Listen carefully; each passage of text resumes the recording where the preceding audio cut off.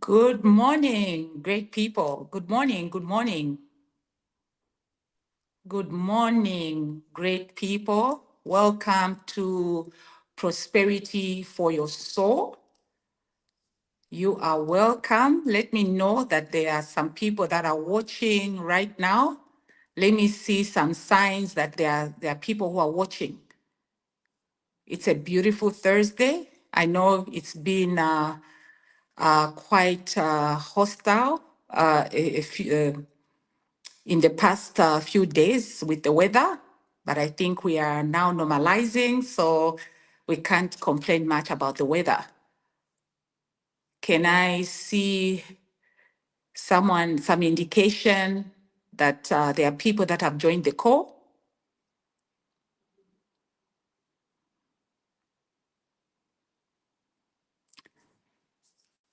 Do we have some people online? Are you as excited as I am to be on the show?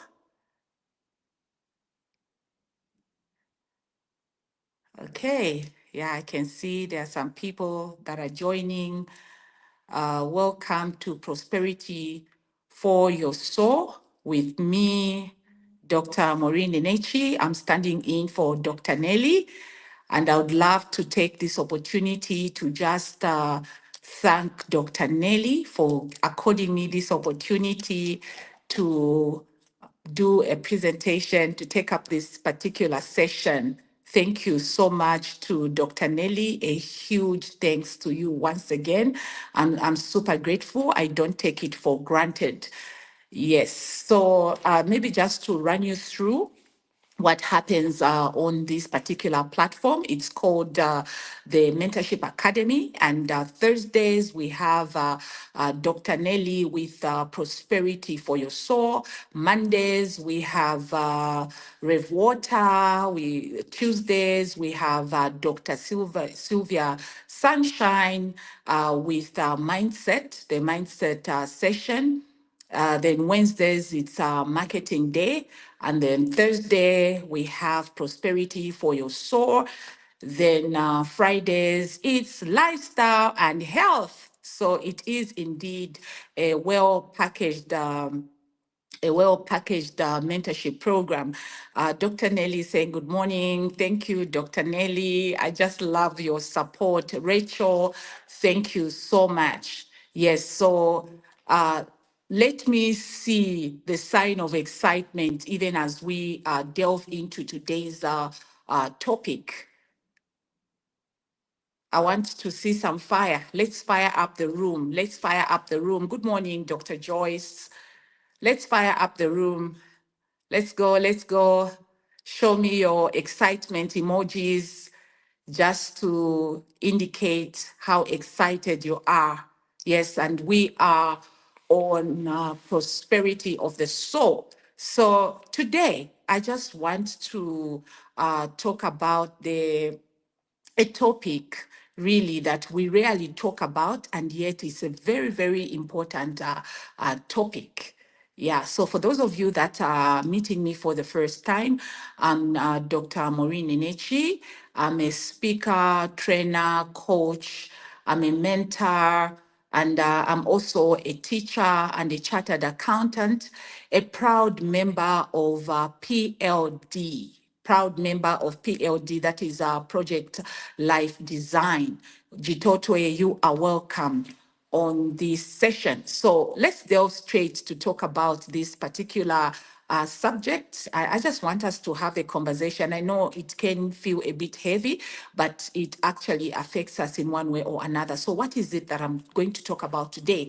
I'm going to talk about unlocking the prosperity of your soul, or unlocking the prosperity of our souls by governing the pain of rejection. Now, most of you will agree with me that all of us have been affected by rejection. In one way or another, we have all experienced rejection. We have all experienced rejection. And the pain of rejection can deeply be painful, a very painful experience. It can be an excruciating experience, especially to the soul. Especially to the soul, it can actually wound the soul in such a way that a person can become bitter, they can feel hopelessness, they can feel hopeless, and it can make them become resentful. It can make them become resentful and insecure. And these things are not good for the soul. They are not, because they create a wound to the soul. And a wounded soul really is. A wounded soul threatens its own prosperity. A wounded soul does threaten its own prosperity. And I just thought that we could have a conversation around it. So, quickly, we'll look at understanding what rejection is, and then we'll look at how rejection affects us, and then we'll move on to look at how rejection can actually turn into a limiting belief. And then we'll now look at how we can practically govern the pain of rejection, because we need to practically govern it. We need to rule over this pain of rejection. And I've already mentioned that each one of us has actually experienced rejection in one way or another. So let's just give a definition of what rejection is. What is rejection? So, at its core, really, rejection is the act of being dismissed, excluded, and no, or not accepted. So, at its core, rejection is the act of being uh, or feeling dismissed, excluded, or not accepted. And just these three things, they can actually cause so much pain to us. Imagine feeling excluded. Right now, even as I'm just mentioning the word excluded, what thoughts are coming to your mind? It's actually not a good thing to feel excluded, but these are things that happen in society. We have felt excluded before, we have felt unaccepted before, and we have felt dismissed before. And this is what rejection is all about. So, how does rejection come about? What are the sources of rejection? One way in which a person can experience rejection is through a job loss. When you lose your job, you feel like you have been rejected by your employer, like you are unwanted. That's why they have laid you off. That's why you have lost that job. This is what it presents. That's one of the sources of rejection. Another source of rejection is romantic breakups. When people break up, more especially the one who feels like they have been rejected, right? Like if somebody has said no to the relationship, or they have told you that they no longer feel like they can continue in that relationship. The one who is receiving that news, the other party feels so rejected in that romantic relationship. And this happens, even in friendships. There are friendship breakups. That can be a source of rejection. When your friend says no to you, when they break up with you, you feel rejected, you feel unwanted. So these are real experiences that we encounter in our lives, and we have encountered them in one way or another. And then another source can be societal rejection. Society can actually reject you on the basis of maybe your age, on the basis of your sex, and sexual, yeah, on the basis of your sex. What I mean by that is at times females can be rejected in society. They can be stopped from, they can be prevented rather from participating in certain things by society. And at times it could be that you stood for a public office, and then you are not voted for. You may feel rejected by society. So these are things really that are so real. And even we have family rejection, where some people have been rejected, and this can leave a big dent and can affect the prosperity of one's soul. It creates a wound. Rejection can actually create a wound. So it can even be sourced from families. Yeah, that's where it can come from. So then, how does rejection affect us in our day-to-day lives? How does it affect us? You will realize that mentally you'll be affected. It will affect you because you'll be ruminating. You'll be ruminating over the rejection and asking yourself, why is this happening to me? Why am I being rejected? Why was I dismissed? Why was I dismissed? Why is it that this person broke up with me? Does it mean that I am unworthy? You know, you may feel worthless. Does it mean that I'm inadequate? Does it mean that I'm not enough? And the message really of rejection that it presents, or the message that is embedded in it, the way we have kind of connoted it as people, we connote it as not being enough, and it just makes you feel so bad as a person. Then emotionally again, it makes you feel so bad. It attacks your emotion and it attacks your behavior. I've already alluded to how it attacks your behavior. It presents insecurity, it presents bitterness and hopelessness. So we need to make sure that we address this particular thing. I hope you understand what I mean. So rejection is something that is so big. And then in terms of behavior, again, or behaviorally, it can affect you in such a way that you can withdraw. You can isolate from society. And you know what isolation does, right? When you are isolated, what does it do to you? You cut off relationships. And as you may know, relationships are actually a currency to achieving your goals. Dr. Nellie has been talking about how we can form healthy relationships, and many other presenters that have presented before me, they spoke to the importance of building healthy relationships. So these are some of the things that we need. These are conversations that we need to be having. And this is real. It does really affect us. And it can actually compound into a limiting belief such that you end up uh, becoming a person who is prideful, a person who is arrogant, a person who is fearful. Like, you're always fearful. You don't even understand. You have this fear. You can't participate in anything. You can't advance yourself because you're feeling small. You can't.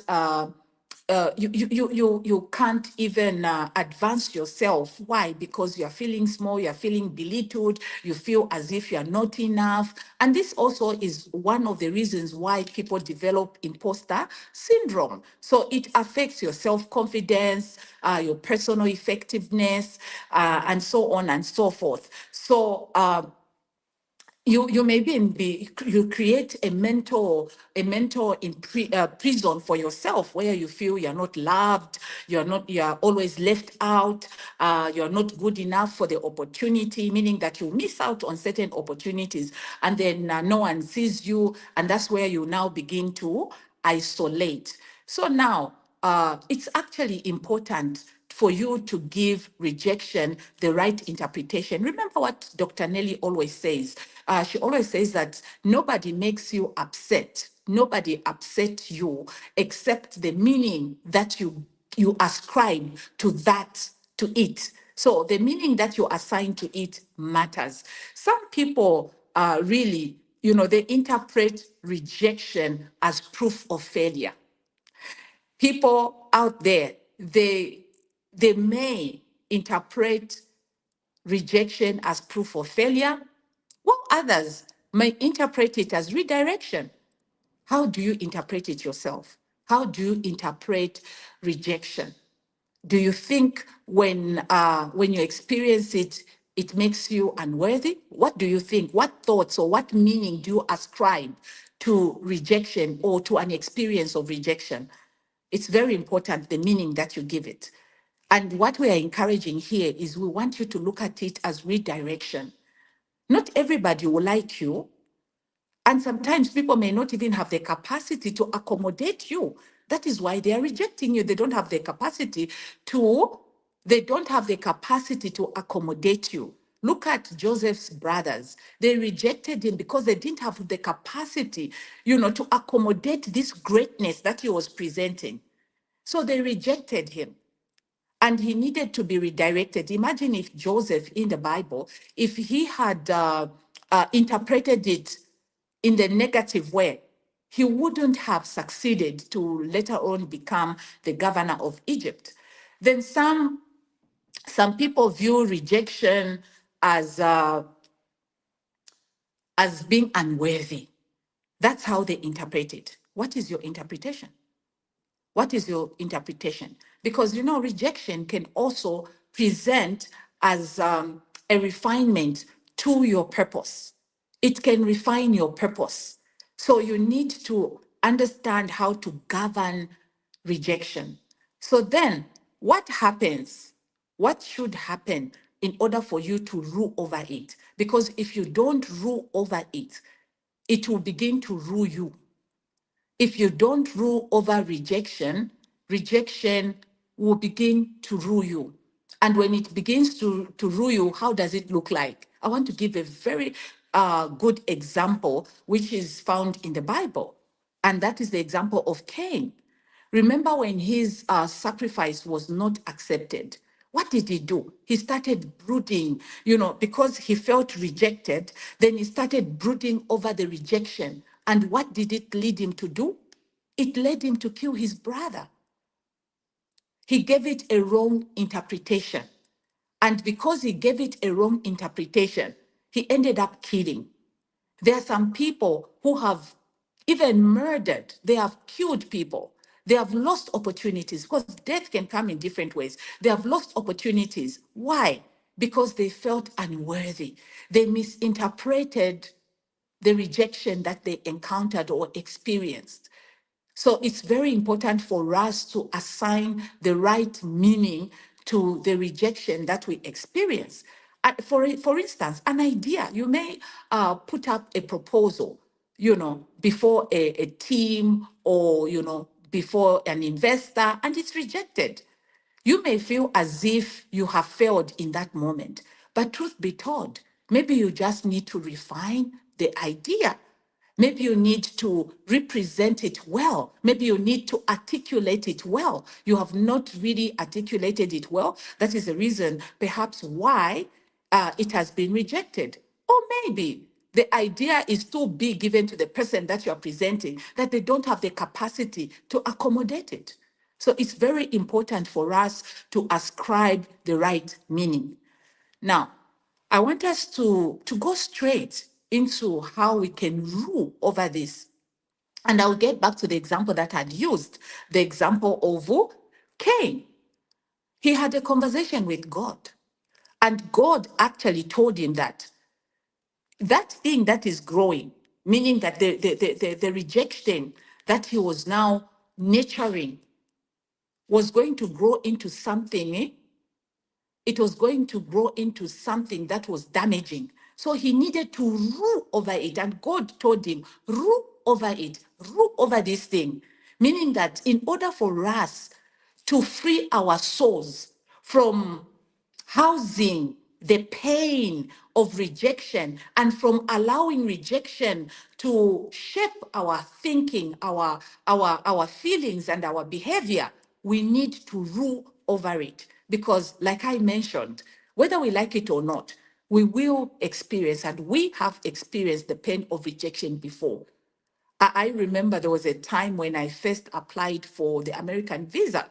The application was rejected and I felt so bad. Oh my God. And I really wanted to travel to the States because I was going to graduate, and then I had already paid the graduation participation and everything. You can imagine I'd invested so much into the program that I was doing, and I just needed to be there.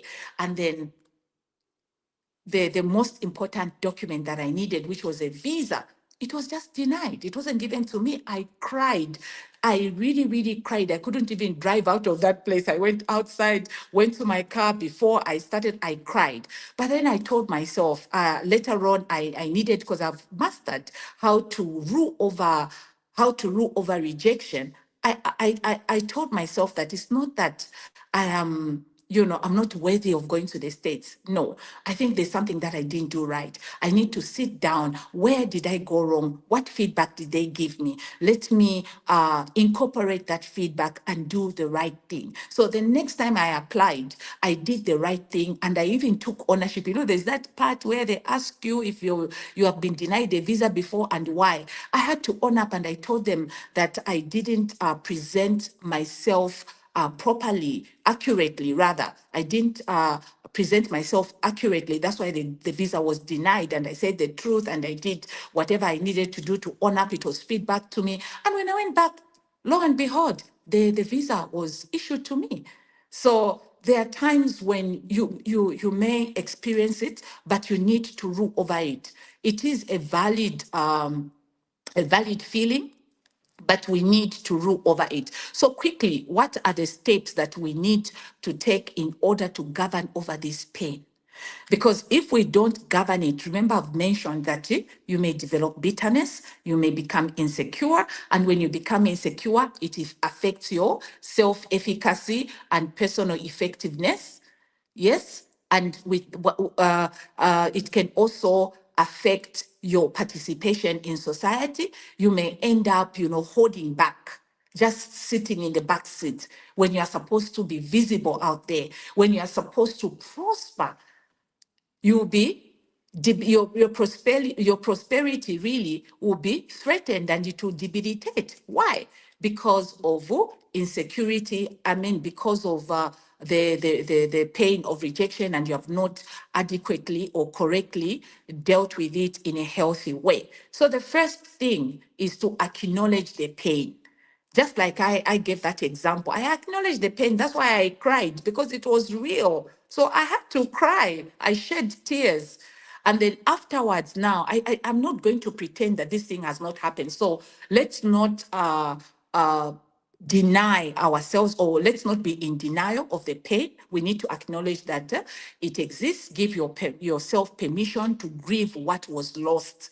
Yes, give yourself permission to grieve. Then the next thing is challenge the narrative. Ask yourself, is the story that I'm telling, you feeling unworthy, you being not enough, you being inadequate, is the story that you are telling yourself true? So you need to challenge yourself. Refuse to internalize rejection. Refuse. Do not permit yourself to speak poorly of yourself. Don't permit yourself to speak poorly of yourself. If anything, learn to speak positivity into your life. So challenge yourself and rephrase. Rephrase how you're feeling. Reframe. Do not internalize rejection. So learn to speak positivity. Show compassion to yourself. Then the third thing is reconnect with identity. Reconnect with identity. Reconnect with identity. You are an important person. You are here to contribute significantly to the development of the earth and to the service of humanity. Remember that. So always reconnect back to your identity. You are an important person. That's why you are here on earth. You are that important piece. So learn to reconnect. The third is grow from it. Yes, we said it's okay to mourn. It's okay to give yourself permission to grieve the loss. However, do not breed over pain. I always tell people, why should you be why should you be brooding pain? Why? Why should you add pain to yourself? Why should you want to add more injury to yourself? You should be the last person to want to brood over pain. Instead, brood over things that make you feel good. Brood positivity. So grow from it. Don't allow yourself to be shaped by rejection, but instead grow from it. Yes, you have grieved. You have given yourself permission to grieve, and you have grieved. So it's okay to grieve, and your feelings are valid in that moment. But it doesn't mean that you should stay there forever or allow it to define you. No, you are more than even you are more than the you are more than you are more than what you are thinking of yourself. You are bigger. I want you to know that you are bigger than you even see yourself. You are bigger. You are an important piece of the puzzle to the whole scheme of life. So you can't afford to begin to live in that rejection or to allow rejection to begin to define you. No.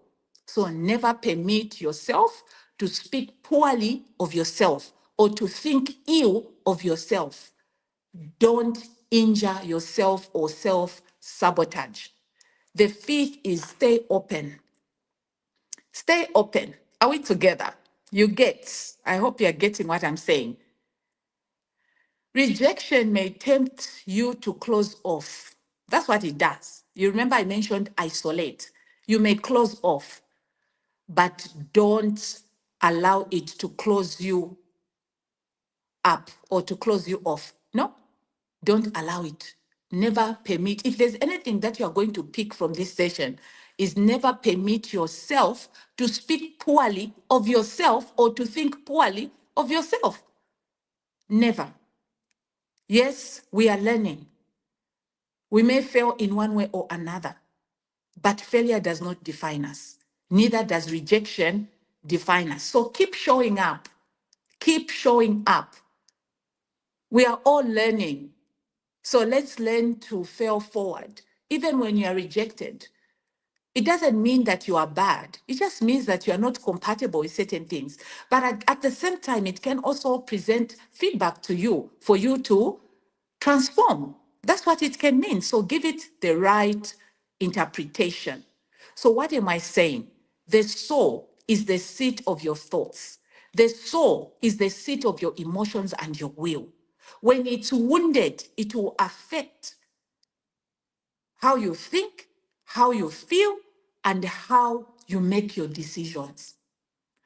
You need to take care of the soul. When rejection wounds the soul, it can lead to bitterness. I've already talked about this, insecurity and hopelessness. But when rejection is governed wisely, it can purify the soul. So you want your soul to be purified. Be compassionate towards yourself. Are we together? Unlock your true purpose. Yes, you may not get it right at times, but be kind. Be very kind to yourself. Be kind. So, what are my final words? Rejection is inevitable. I've already mentioned that each one of us has experienced rejection on different levels. We have experienced rejection, but do not allow rejection to crush you. That's what we are saying. Because when you allow rejection to crush you, what will happen is that the prosperity of your soul will be threatened. You may not prosper. There are people out there that have robbed themselves of prosperity because they are cocooned in the pain of rejection. They have not learned to let go. They have not grown from it. So, what we are saying is that allow yourself, yes, to grieve. However, do not get stuck in rejection. Learn to rule over rejection. Are we together? Learn to rule over rejection. There's a lot that we can talk about, but I don't want to overcrowd you with information. I believe that whatever I've shared will help you in one way or another. For those of you that are still battling the pain of rejection, I'm sending my hugs to you. And this message, I hope it will be able to bring healing. We need to let go. Let go of those things that are weighing you down. And one of them is the pain of rejection. Let it go. Let it go. It's not helping you. Don't brood over pain. at all, don't brood over it. If you can control it, get a hold of yourself and rule over the pain of experience, or the pain of rejection, so that you can unlock your prosperity and even enhance your prosperity. Be kind to yourself. So this is what I just wanted to share today, that in unlocking prosperity, or the prosperity of the soul, we need to get rid of the pain of rejection. We just need to get rid of it. So I want you to look into yourself. Just do a self-reflection. Where are you housing? Are you housing the pain of rejection? If you are, follow the steps that we have shared, the 5 steps. And to conclude, I'll just mention these 5 steps. Number 1, we said acknowledge the pain. Allow yourself to grieve over the pain. Acknowledge it. Don't be in denial. Acknowledge it because it's real. It's real. Then the second thing is ask yourself, challenge the narrative. Challenge the narrative. Refuse to internalize rejection, but instead choose to rule over it and know that you are big. You are bigger than what you think. You are bigger than the world thinks of you. You are actually big. Thirdly, reconnect with your identity. Get back. Know that you are here for a purpose, and the earth is waiting for you to manifest your purpose. You are a piece, a big piece in this whole scheme of life. The puzzle of life cannot be sorted out without you in it. So that's how big you are. Fourth, grow from it. Fifth, stay open. Stay open means that don't close yourself up. No, don't close yourself up. Rise up, arise and shine, rather. Arise and shine and know that you are more than enough. You are more than enough. That's what I can say. So, yes, it's time up. Thank you so much for joining in. I hope I have shared valuable insights which you can actually implement in your life.